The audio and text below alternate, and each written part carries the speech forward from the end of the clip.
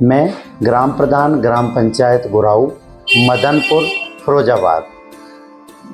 दीपावली और धनतेरस की मेरी ग्राम पंचायत की देवतुल्य जनता को और क्षेत्र की जनता को बहुत ढेर सारी हार्दिक शुभकामनाएं।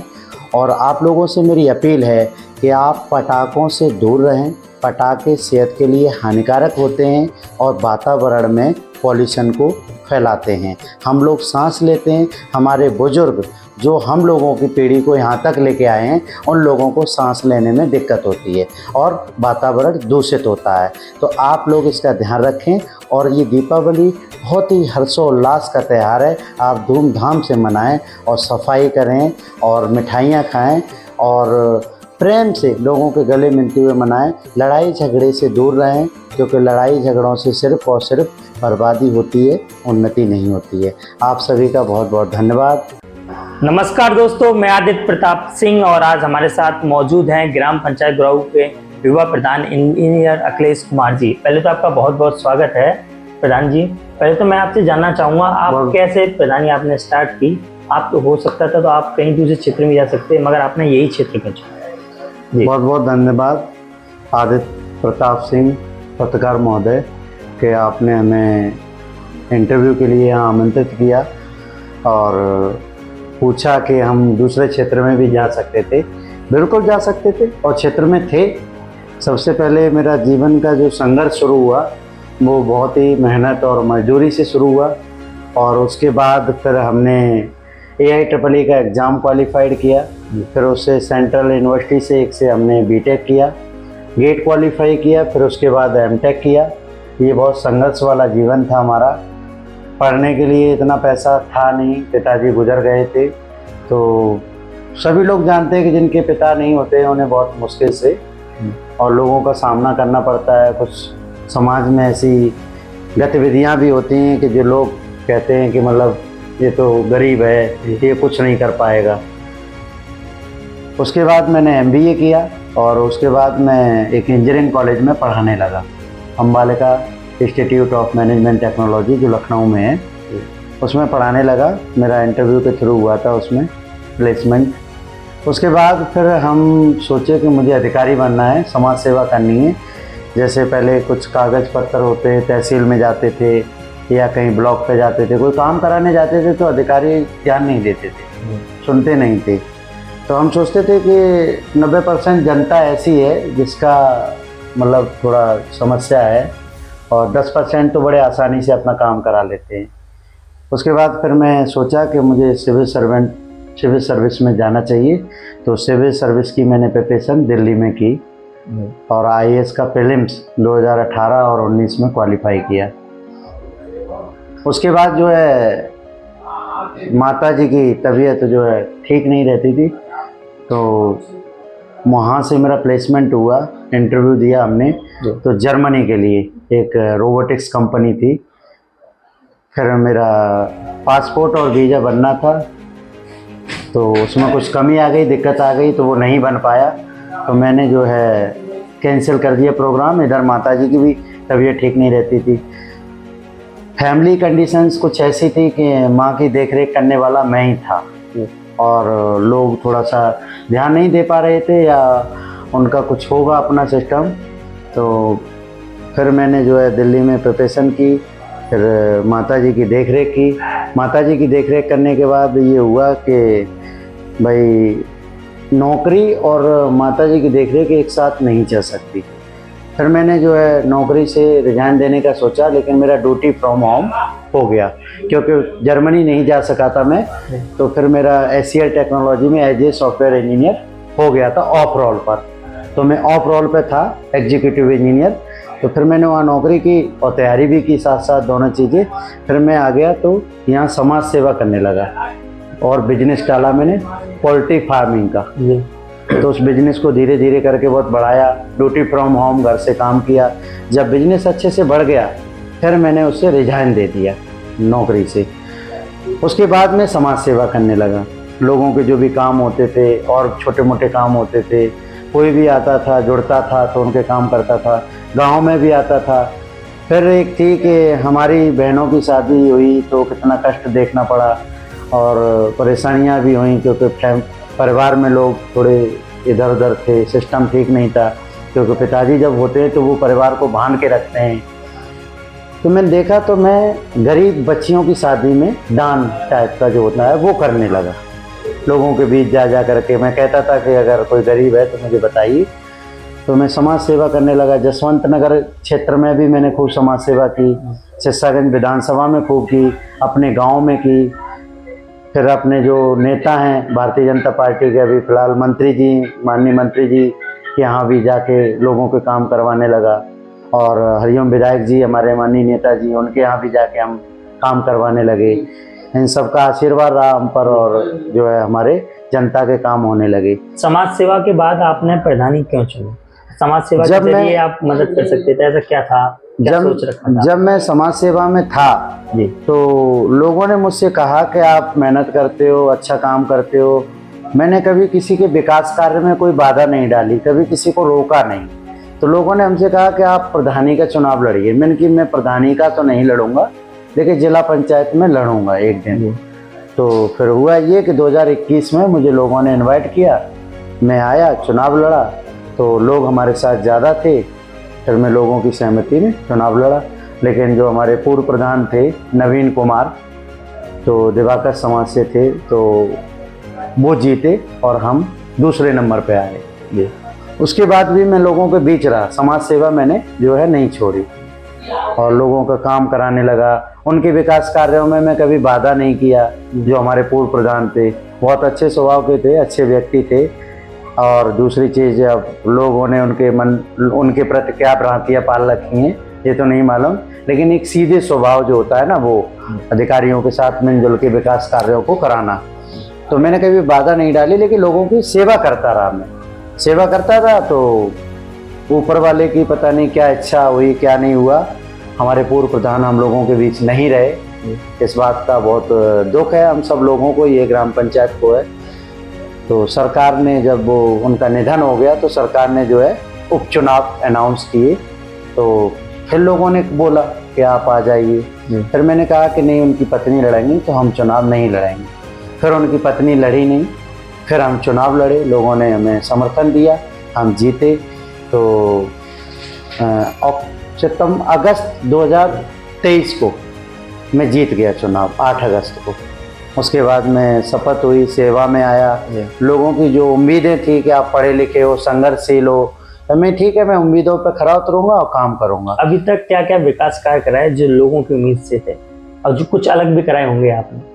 लोगों की उम्मीद पे जो थे वो ये थे कि सबसे पहले हमारे गाँव में लोग गलियों में जो है पशु जानवर को बांध करके अपना जीवन यापन करते थे।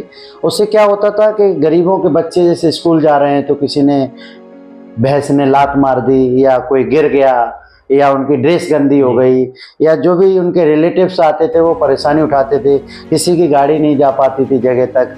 अब गांव के लोग हैं, जीवन यापन करते हैं, तो हमने चिन्हित किया, तो उसमें करीब थे 30-40 लोग। तो उनसे बोला मैंने कि भाई आप लोग जो हटा लो, ये है वो है। फिर हमने उप जिलाधिकारी महोदय को प्रार्थना पत्र दे करके और 133 के तहत अपनी ग्राम पंचायत की जो सरकारी गली और गलियां होती हैं उनको खाली कराया। लोगों से विनम्र विनती की कि आप लोग, तो उसमें थोड़ा बहुत विरोध हुआ। कुछ बदलाव होता है तो विरोध तो होता ही है। इसमें कुछ पूर्व के प्रधान अभी भी हैं जो वो, हालांकि हमारे यहाँ पूर्व के प्रधान सभी लोग सही हैं, बस एक ही थोड़े से हैं वो खुरापाती किस्म के हैं। उनका काम है कि मतलब लोगों को बिड़ाना, लड़ाना और फिर अपना उल्लू सीधा करना। अब उनको ये नहीं लगता है कि लोग बर्बाद होंगे। लोगों के घर में आजकल हमारी सरकार जो है जागृति अभियान चला रही है, तो इस तरह के अभियान का मैं बहुत समर्थन करता हूँ कि लोग झूठे मुकदमे ना लिखाएं, इस तरह ना करें। तो विकास कार्यों में भी बाधा डालते हैं कुछ लोग, 1-2 लोग हैं, और मैं सोशल मीडिया के माध्यम से और फेसबुक के माध्यम से, व्हाट्सएप ग्रुप के माध्यम से उनके बारे में लोगों को बताता हूं कि ये लोग देखो आपके विकास कार्यों में बाधा डाल रहे हैं। हमारा काम है कि ज़्यादा से ज़्यादा काम हो, और जो भी किसी की प्रॉपर्टी में ना हो, किसी की कब्जा एक तो अगर कोई ज़मीन है उसमें भी मैं न जाऊं। अगर सरकार कहे या गांव की जनता कहे तो ठीक है, प्रशासन खाली कराए, हम कौन होते हैं खाली। कभी कभी एक ऐसा भी हो जाता है कि दोनों ही पार्टी मिलने वाली होती है, आप गांव के ग्राम प्रधान हैं, तो उन मामलों को कैसे आप सॉर्ट आउट कराते हैं, कैसे बैठक करते हैं, क्या करते हैं? हाँ, जब हमारे देखिए सबसे पहले तो जब मैं जीता जी तो मुझे सभी लोगों ने वोट दिया। मेरी ग्राम पंचायत की देवतुल्य जनता, हर एक व्यक्ति ने मुझे जिताया, सब ने मेहनत की और सबके सहयोग से मैं ग्राम प्रधान बना। तो मैंने एक चीज़ सोची कि जो पहले राजनीति होती थी कि जो मुझे वोट दिया मैं उसका काम करूंगा और उसका नहीं, तो मैंने ये चीज़ अधिकारियों के साथ, प्रशासन के साथ, अपने जो नेतागण थे उनके साथ मैंने ये चीज़ डिस्कशन की कि हम सभी का काम करवाना चाहेंगे, ज़्यादातर लोगों का, सभी का काम करवाना चाहेंगे और कोई विपक्ष और पक्ष का ऐसा नहीं करेंगे। लेकिन जब ऐसा नहीं हुआ तो लोगों को, या मैं बता रहा हूँ जैसे कि एक पूर्व प्रधान है हमारे यहाँ, नाम लेना ठीक नहीं होता है, तो वो क्या है कि उन्हें लगता है पहुँच गए, भड़का दिया लोगों को, तो लोग आ गए। और मैं एक शिक्षित हूँ, विनम्र हूँ, तो ये भी नहीं चाहता कि मैं अपनी प्रधानी इन लोगों पे दिखाऊं।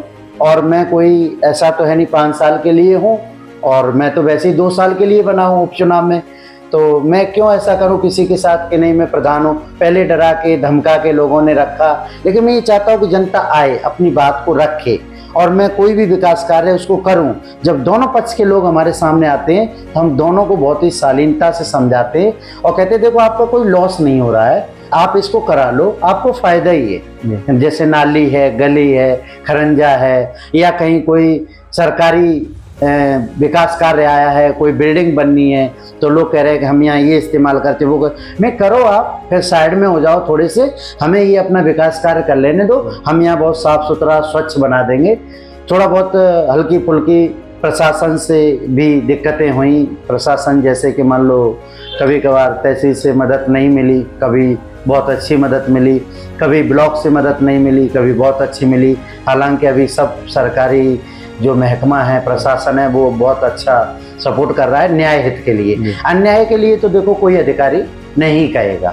विकास कार्य कौन कौन से विकास कार्य करा चुके हैं और आगे क्या कराने वाले हैं विकास में? जैसे मेरे गांव में हमने बहुत सारी ऐसी गलियां बनवाई हैं जिन्हें कोई बनवाता नहीं था।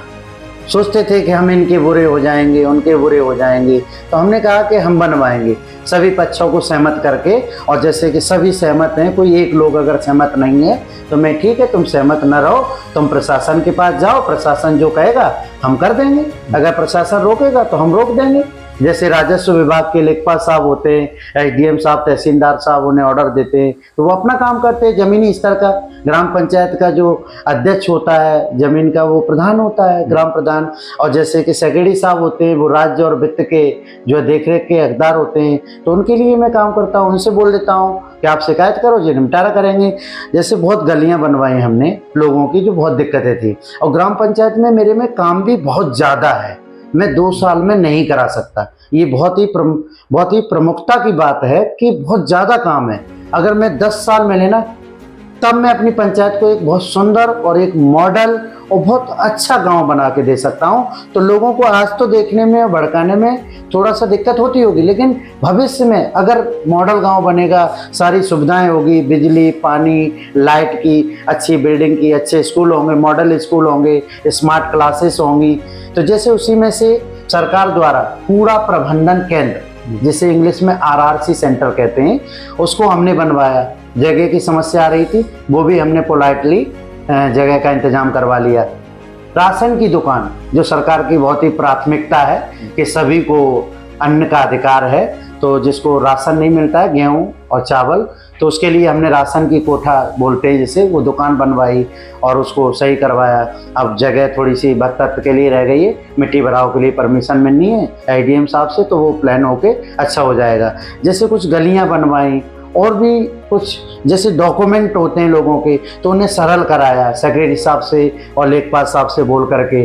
जो लोग फंसे रहते हैं 10 महीने, 1 साल, 2 साल, 3 साल, तो मैं बनवा के उनके घर पे देने जाता हूँ फ्री ऑफ कॉस्ट में। पंचायत सहायक को मैंने अच्छे से मेंटेन किया। रवि कुमार सिंह हमारे यहाँ के पंचायत सहायक हैं, तो उनको बोला कि आप सुबह 10 से 5 बैठें और जनता की सेवा करें।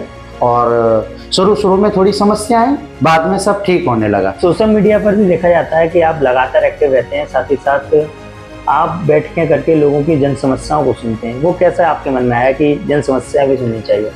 जैसे मैं अपने घर भी देखा गया, घर घर भी जाते हैं। हाँ, जैसे कि मैं अपनी आईएएस की तैयारी कर रहा था, तो उसमें पढ़ाई होती है, तो हम पूरा देश, दुनिया और हर विषय और सब्जेक्ट के बारे में पढ़ते हैं।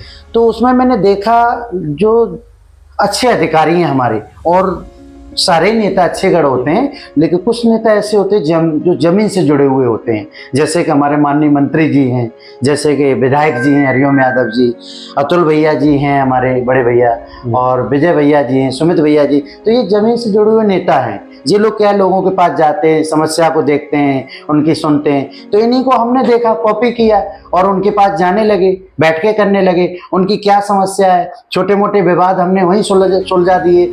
जैसे चौकी प्रभारी महोदय होते हैं, थाना प्रभारी महोदय होते हैं, तो उनसे हम आए कि साहब ये तो अच्छे लोग हैं। उन्होंने कहा ठीक है अच्छे, तो इनका राजीनामा करा दो। मैं ठीक है साहब। तो उन्होंने फ्री ऑफ कॉस्ट छोटे मोटे विवाद जो हो गए आराम से सुलझ जाते, कोई दिक्कत नहीं आती। होते क्या है, कुछ राजनीतिक लोग होते हैं वो उन्हें थोड़ा कठिन बना देते हैं। राजनीति कैसी कि जैसे गांव में पड़ोस में थोड़ा बहुत हल्का फुल्का विवाद होता है, उन्हें वो ऐसा मानने लगते हैं कि ये मेरा पर्सनल विवाद है, लेकिन ऐसा होता नहीं है। तो हमने उस लोगों को जा करके मिल करके उनके कागज लिए, उनकी लिस्ट बनाई, इकट्ठे किए। जैसे 20 कागज हुए तो धवरई विकास भवन पे चले गए, ब्लॉक पे चले गए, उनके कागज बनवाए और जा के घर पे दिए। उनकी कोई समस्या है उसको नोट किया, ग्राम सभा की खुली बैठक कराई, उसमें कानूनी कार्रवाई करा करके सेक्रेटरी महोदय के द्वारा उसे पास कराया, आगे बढ़ाया। मतलब लगातार भाग दौड़, क्योंकि समय कम मिला। जब समय कम मिला तो मेहनत ज़्यादा करनी पड़ेगी, तभी तो जनता जानेगी कि हाँ आप काम करा रहे हैं। तो इस वजह से अब सोशल मीडिया में मैंने देखा कि हमारी जो सरकारें हैं वो सोशल मीडिया पे एक्टिव रहती हैं, और आजकल सोशल मीडिया का क्रेज़ है।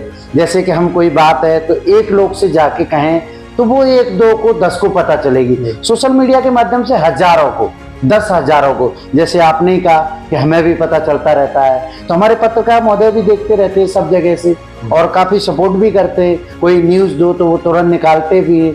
और हमने देखा है कि जो अभी मॉडर्न अभी वाला ज़माना आया है, इसमें जो युवा पीढ़ी है, चाहे वो पत्रकार महोदय हो, चाहे अधिकारीगण हो, चाहे हमारे माननीय हो, नेतागण, वो सब बहुत एक्टिव हैं और बहुत अच्छे से लगे पड़े, मेहनत कर रहे हैं।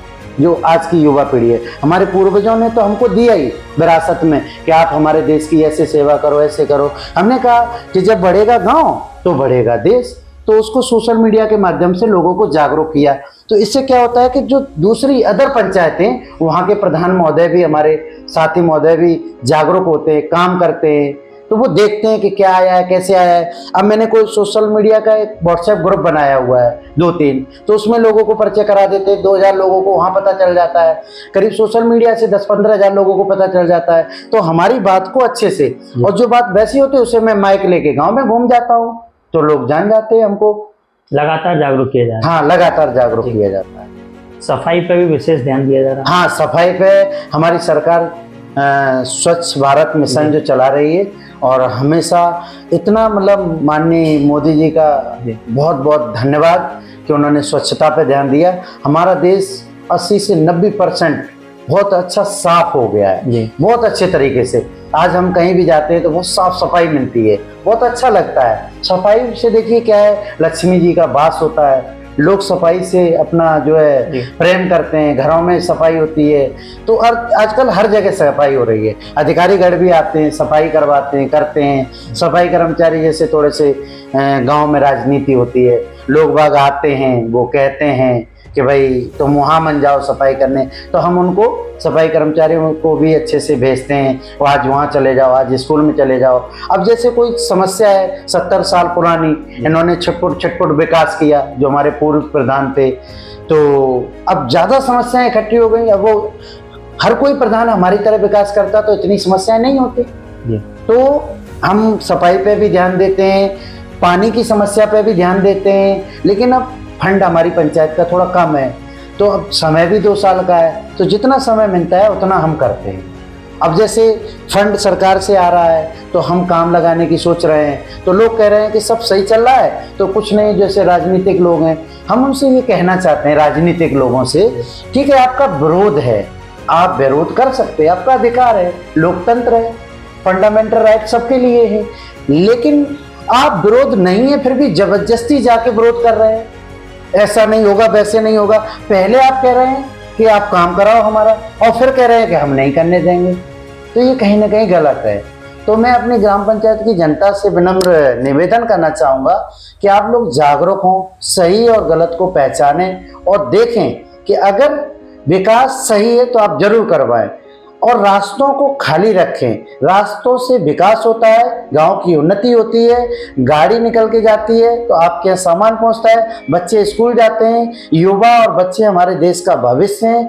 हमें अपने देश के भविष्य के साथ कभी भी कोई खेलवाड़ नहीं करना चाहिए। पर्सनल हित के लिए या छोटी मोटी विवाद के लिए कि अरे रास्ता उनके दरवाजे तक न जाए, अरे रास्ता वहां न बने, तो मैं आप लोगों से विनम्र विनती करूंगा, आपका पैसा है ये, आप लोग चाहें तो विकास करा सकते हैं, नहीं तो ग्राम प्रधान की तो मजबूरी होती है कि जब आप सरकारी विकास को रोकेंगे या सरकारी ग्राम समाज की जमीन में विकास करने से रोकेंगे तो प्रशासन को लिखित में शिकायत दी जाएगी, कानूनी कार्रवाई होगी आपके ऊपर। तो आप इस चीज का ध्यान रखें। और कुछ लोग सोचते हैं कि नहीं हम नहीं बोलेंगे जाके, अरे आप कैसे नहीं बोलोगे, आपको सही में बोलना चाहिए। अब जब आप बोलोगे तभी तो बदलाव आएगा, नहीं तो वही जिस तरह अभी पूर्व प्रधान मतलब एक दो लोग हैं जो कि इस तरह से आपको भड़काते हैं, लड़ाते हैं आपको और राजनीति अपनी चमकाते हैं। लेकिन मैं उन्हें बता दूं उनका कोई अस्तित्व नहीं है, खत्म हो गया उनका अस्तित्व। जनता सब जान गई है अच्छे से, घर घर में प्रत्येक बच्चा जान गया है कि कौन अच्छा कार्य करता है, कौन अच्छा कार्य नहीं करता है। अब उन लोग यहाँ तक गिर गए कि मेरे घर में तलक, फैमिली में तलक में राजनीति करना शुरू कर दिए हैं। भाइयों को भड़काना, माता जी को भड़काना, जबकि मैं अपनी माता जी की 14 साल से बराबर सेवा कर रहा हूँ। ये क्षेत्र जानता है, सब कोई जानता है। तो अब बड़ी बूढ़ी हो गई हैं, सिटी में नहीं रह पाती, तो हम उन्हें गांव में रखते हैं, सेवाएं दे रहे हैं। ठीक है, आप इतनी गिरी हुई राजनीति ना करिए कि किसी पे आरोप लगाएं या किसी को झूठे मुकदमे में फंसाएं। सरकार का जो जागरूकता अभियान है, जागृति अभियान, फेज 1, फेज 2, फेज 3 चल रहा है आजकल, हम उससे बहुत खुश हैं। लोग बहुत जागरूक हो रहे हैं और हमारी आजकल की सरकार जो है भारतीय जनता पार्टी बहुत अच्छा काम कर रही है। लेकिन कुछ लोग हैं भारतीय जनता पार्टी में जो भारतीय जनता पार्टी को ही बदनाम कर रहे हैं, और वो बड़े लोग नहीं हैं, छोटे छोटे लोग गाँव के, मतलब चले गए भारतीय जनता पार्टी के साथ फोटो खिंचा लिया तो कहने लगे कि हम नेता हैं, लेकिन वो नेता नहीं है। जनता जानती है नेता वो होता है कि जब आप घर पे जाएंगे, उनसे प्रणाम करेंगे, जनता से उनके कार्य कराएंगे, तो वो नेता होता है। आप सोच रहे हैं कि हम नेता बन गए, ऐसे नेता नहीं बना जाता है। मैंने 5 से 6 साल जनता की सेवा की है और मैं एक शिक्षित हूँ, विनम्र हूँ। तो अब आप ये समझते हो कि भाई इससे कुछ भी कह लो, तो ऐसा थोड़ी नहीं होता है। प्रशासन है, कानून है और शिक्षित और विनम्र, ये मेरी पहचान है। किसी महापुरुष ने कहा है कि अगर कोई शिक्षित है तो उसका विनम्र होना बहुत जरूरी है। अगर आप उसके ऊपर अटैक करेंगे या उसके आगे पीछे लोग लगाएंगे, उस पर हमला कराने की कोशिश करेंगे, और वो लोग चिन्हित हैं। इसमें हमारे एक पूर्व प्रधान है, उनका नाम नहीं लेंगे, और हमारे यहाँ के छोटे भैये जो भारतीय जनता पार्टी के नेता बनते, लेकिन वो है नहीं। सारे बड़े नेता जानते हैं कि आपकी कोई वैल्यू नहीं है, कदर नहीं है, आप बस फर्जी की राजनीति कर रहे हैं। बताइए, आप ग्राम समाज में विकास को रोक रहे हैं। प्राथमिक विद्यालय के लिए रास्ता जाता है, आप उसको रोक रहे हैं। 2 गांव के लिए लोग वहां से निकल के जाते हैं, आप उसको रोक रहे हैं। मंदिर है वहाँ बगल में, देवी माँ पे हमारी माताएं और बहनें जल चढ़ाने आती हैं, व्रत रहती हैं, और वो उसमें पानी में भरे हुए से निकलती हैं, आप उस रास्ते को रोक रहे हैं। प्रशासन ने हमें फंड दिया है, सरकारों ने हमें फंड दिया है, पहले से नियम है भारतीय संविधान का, उसके तहत सारे काम हो रहे हैं। तो आप जागरूक रहिए, जनता से मेरी अपील है कि आप जागरूक रहिए, गलत के खिलाफ आवाज उठाइए, और जो लोग इस तरह का षड्यंत्र कर रहे हैं आप उनको कभी भी छोड़ना मत। अगर वो आपके सामने वोट मांगने आए तो आप उनसे वही बात में जवाब देना जो अभी वो षड्यंत्र कर रहे हैं। जैसे मैं गांव-गांव जाता हूं, घर घर जाता हूं, सब लोग सहमत हैं उस बात से, समझ रहे होंगे समझने वाले। तो पत्रकार महोदय, ये थोड़ा सा सीरियस था, इसलिए मैंने जनता से अपील की। और अगर आपका कोई सवाल हो तो आप। जी नहीं, बहुत बहुत धन्यवाद आपका। जिस तरीके से ग्राम प्रधान सभी ग्रामवासियों से अपील कर रहे हैं कि किसी के बहकावे में ना आए, विकास अगर आपको कराना है तो हमारे पास आइए, वरना हम आपके पास घर घर आ ही रहे हैं। इस तरीके से लगातार वह ग्रामवासियों से अपील कर रहे हैं कि किसी भी बहकावे में कतई ना आए, विकास के लिए आप हमारे पास आइए, विकास के लिए ग्राम प्रधान हमेशा तैयार हैं। इस तरीके से काफ़ी मुद्दों पर बातचीत करी हमारे साथ ग्राम प्रधान अखिलेश जी ने। जिस तरीके से बातचीत करने का आपका बहुत बहुत धन्यवाद। बहुत बहुत धन्यवाद पत्रकार महोदय। आप सभी लोग हमारे भारतीय संविधान की एक चौथी कड़ी हैं और हम आप सब लोगों से बहुत सहमत रहते हैं। कोई भी न्यूज़ हो या कोई खबर हो तो आप जन जन तक पहुंचाते हैं, आपका बहुत बहुत धन्यवाद। और आप सभी लोगों का दीपावली की हार्दिक शुभकामनाएं। आप अच्छे से त्यौहार मनाएं और पटाखों से दूर रहें, बच्चों को दूर रखें। और पटाखे हमारी सेहत के लिए हानिकारक होते हैं। वातावरण में पॉल्यूशन आता है और वो जब हम सांस लेते हैं तो हम लोगों को तरह तरह की बीमारी उत्पन्न होती हैं। तो आप लोग दीपावली हंसी खुशी से मनाएं, हर्षोल्लास वाला त्यौहार है। और बहुत बहुत धन्यवाद सभी को।